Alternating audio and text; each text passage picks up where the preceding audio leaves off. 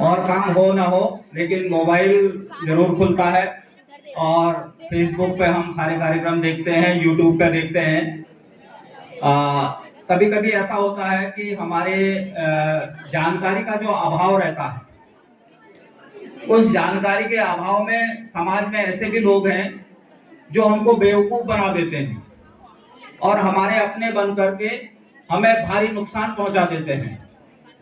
तो उस नुकसान से हम कैसे बचेंगे, इसी बातों को बताने के लिए मैं आमंत्रित करूंगा सीओ साहब को, जो हमारे इस जानकारी के अभाव को दूर करने में मदद करेंगे।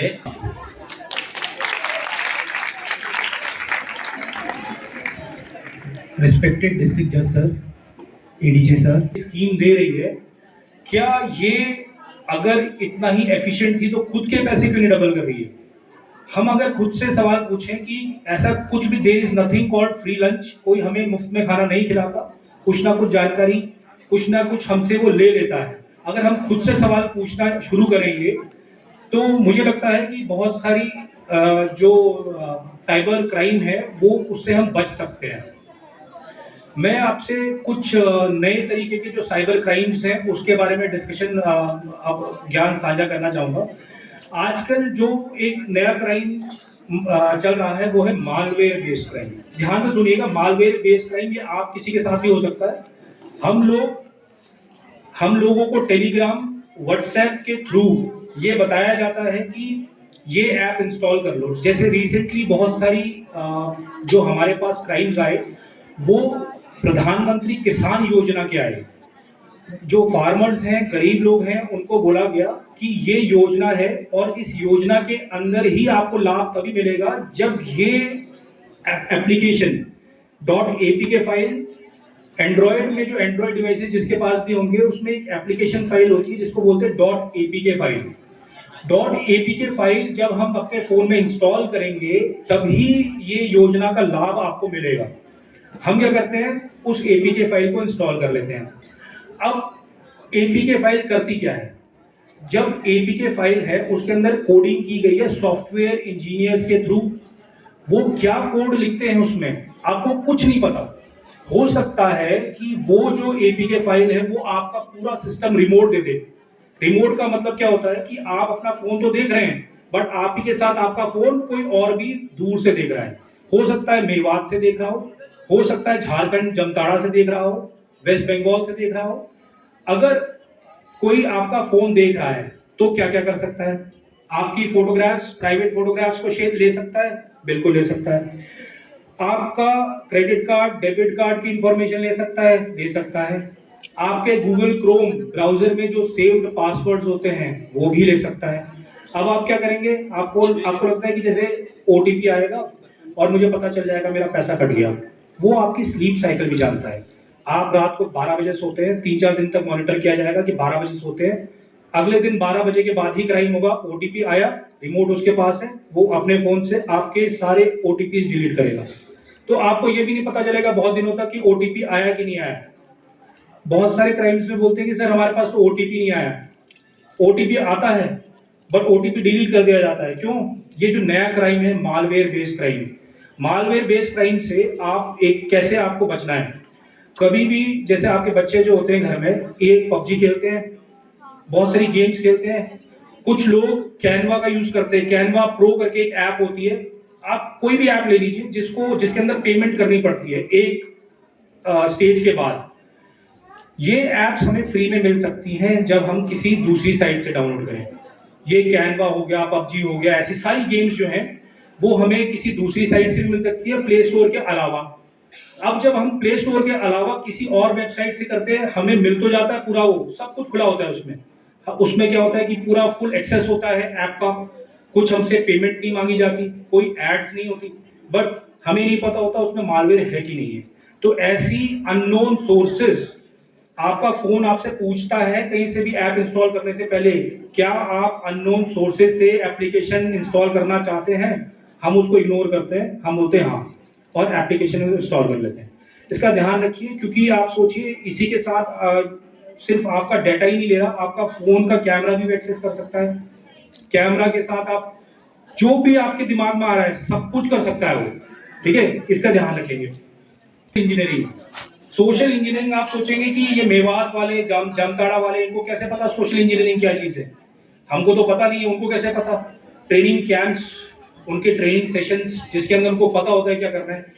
सोशल इंजीनियरिंग का मतलब है, फॉर एग्जाम्पल मेरा जो क्रेडिट कार्ड है वो एक्सपायर होने वाला है इस महीने, ठीक है, HDFC बैंक में मेरा क्रेडिट कार्ड है, मुझे एक कॉल आता है, वो बोलते हैं सर आपका SBI का जो क्रेडिट कार्ड है वो एक्सपायर होने वाला है।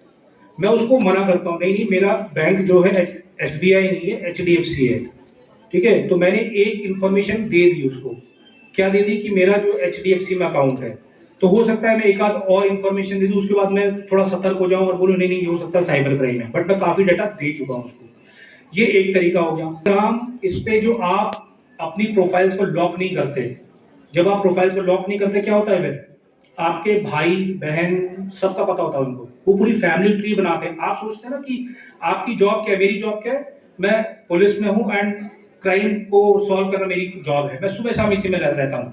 आपकी भी कोई जॉब है, बट जो पैसा आपका क्रिमिनल ले रहा है उसकी जॉब यही है, वो आपकी पूरी फैमिली ट्री बनाता है।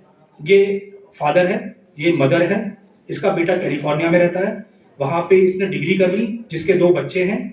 अब ऐसी एक कॉल आएगा एक व्हाट्सएप नंबर से, अननोन व्हाट्सएप नंबर से, और वो क्या करेगा कि आपका बच्चा जो कैलिफोर्निया में है उसके 2 बच्चे हैं, ने ऐसा ऐसा कर दिया है जिसको हमें पुलिस से बचने के लिए, पुलिस से छुड़वाने के लिए पैसे चाहिए। ये एक तरह का क्या हो गया, उसने किसी आपका ही जो सोशल इंजीनियरिंग कहते हैं जिसको, उसके थ्रू क्राइम कर दिया। ट्रू कॉलर सब यूज करते हैं। ट्रू कॉलर में कभी आपने देखा है कि फोन नंबर के नीचे जीमेल आईडी होता है? बहुत सारे लोगों का ट्रू कॉलर चेक करना आप लोग, जीमेल आईडी भी आपका लिंक्ड होता है। बीच में फेसबुक और जीमेल हैकिंग के बहुत सारे इंसिडेंट्स रिपोर्ट हुए, अभी भी होते हैं। उसमें बहुत सिंपल सा तरीका क्या था, ट्रू कॉलर में मैंने आपका नंबर सर्च किया, आपका जीमेल आईडी मिल गया, उस जीमेल आईडी को जीमेल में डाला, आपका फोन नंबर को पासवर्ड में डाला, क्रैक हो गया। बहुत सारे लोगों के उनके फोन नंबर पासवर्ड होते हैं।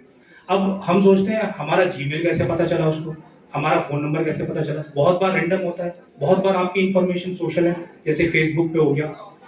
तो इन सब चीज़ों से एक ही हमें ध्यान देने वाली बात है कि हमें अपना डाटा पब्लिक नहीं करना।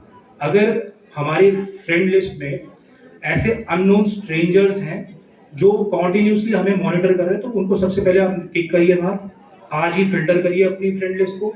कोई ज़्यादा बड़ी फ्रेंड लिस्ट से कोई पैसा नहीं मिल रहा है हमें, या तो हमारा वो मोनेटाइज हो जाता, ऐसा भी नहीं हो रहा, ठीक है। तो आज ही इसको चेंज करिए सेटिंग्स को, और सेटिंग्स को प्राइवेट रखिए, किसी भी बाहर वाले को हमें अपनी नहीं दिखाना, ठीक है, अपनी फैमिली को नहीं बताना, इसका ध्यान रखिए। सेक्सटॉर्शन का अगर हम तोड़ के देखें तो सेक्स प्लस एक्सटॉर्शन क्या होता है इसमें? आपने एक स्ट्रेंजर के साथ फेसबुक पर, इंस्टाग्राम पर दोस्ती कर ली, ठीक है, कुछ दिन तक बात चली, ऐसी रैंडम बातें हुई, फिर एक दिन क्या होता है वो आपसे फ़ोन नंबर मांगता है, या तो मांगेगा आपने दे दिया, या आपका फेसबुक पब्लिक है तो उसने फ़ोन नंबर ले लिया, तो वो फ़ोन नंबर पर वो आपको व्हाट्सएप कॉल करता है। व्हाट्सएप कॉल के बाद क्या होता है कि वीडियो कॉल, व्हाट्सएप पे वीडियो कॉल में जैसे ही आपने वीडियो उठाई, इधर से आपका फेस, उधर से एक नग्न तस्वीर, लेडी भी हो सकती है, जेंट्स भी हो सकते हैं। अब क्या होता है कि यहाँ से आपकी तस्वीर और वो एक वीडियो बना लेते हैं छोटी सी, आपको पता लगता है क्या हुआ, तब तक एक वीडियो बन गई, कॉल कटा, वही वीडियो आपको फॉरवर्ड हो गई कि इतने रुपए चाहिए, नहीं तो ये वीडियो मैं आपके सारे फेसबुक फ्रेंड्स को आपके व्हाट्सएप पे वायरल कर दूंगा। डर के मारे, वल्नरेबिलिटी के चक्कर में कि ये सबको चला जाएगा, तो उसकी चक्कर में क्या होता है कि हम धीरे धीरे पैसा देना शुरू करते हैं, और 10,000 20,000 से शुरू होता है, लाखों तक पहुंच जाता है, जब तक हमें पता होता है कि अब way to put a full stop, हम फुल स्टॉप लगाते हैं कि नहीं अब बहुत हो गया, तब तक बहुत ज़्यादा जा चुके होते हैं पैसे, ठीक है। तो इसका ध्यान रखना है कि अननोन नंबर से फ़ोन नहीं उठाना है, ठीक है। इन केस कभी ऐसा लगता है कि नहीं मेरे को उठाना ही उठाना है, मैं बिल्कुल नहीं सुनूंगा किसी की, कैमरे पे उंगली रखनी है, ये बहुत सिंपल का जुगाड़, कैमरा बंद करके चेक तो कर लो है कौन, ठीक है। अगर आपको लग भी रहा है कि मेरे को उठाना है ये कॉल, हो सकता है बहुत इंपॉर्टेंट कॉल हो, तो कैमरे पे उंगली रख के एटलीस्ट एक बार देख लो क्या कौन है, थोड़ी देर तक 10-15 सेकंड तक मॉनिटर करो, अगर लगता है कि फ्रॉड है तो काट देना उसको, ठीक है। और बाकी तो बहुत बेसिक्स के क्राइम है। एक बहुत इंपॉर्टेंट है रिमोट डेस्क सपोर्ट एप्स। अगर किसी भी आदमी के द्वारा या किसी भी फ्रॉडस्टर के द्वारा आपको ये बोला जाता है कि ये काम करने के लिए आपको ये ऐप इंस्टॉल करनी पड़ेगी, वो ऐप कौन सी हो सकती है? AnyDesk, quick view, team viewer, air droid, ऐसी कुछ ऐप्स हैं। ये आपको मेरे को पता है आपको नहीं याद रहेंगी ये सब चीज़ें, बट कभी भी कोई भी आपको ओवर द फोन कॉल ये बोलता है कि सर प्ले स्टोर में जाके ये ऐप इंस्टॉल करिए, उसके बाद ये समाधान मिलेगा, नहीं, हमें नहीं करना ऐसा कोई भी ऐप इंस्टॉल। ये बहुत सारी ऐसी ऐप्स होती हैं जो मार्केट में नहीं आती है। हो सकता है मालवेयर हो सकता है रिमोट डेस्कटॉप उठाने वाली ऐप्स हो, उसका भी हमें ध्यान देना है।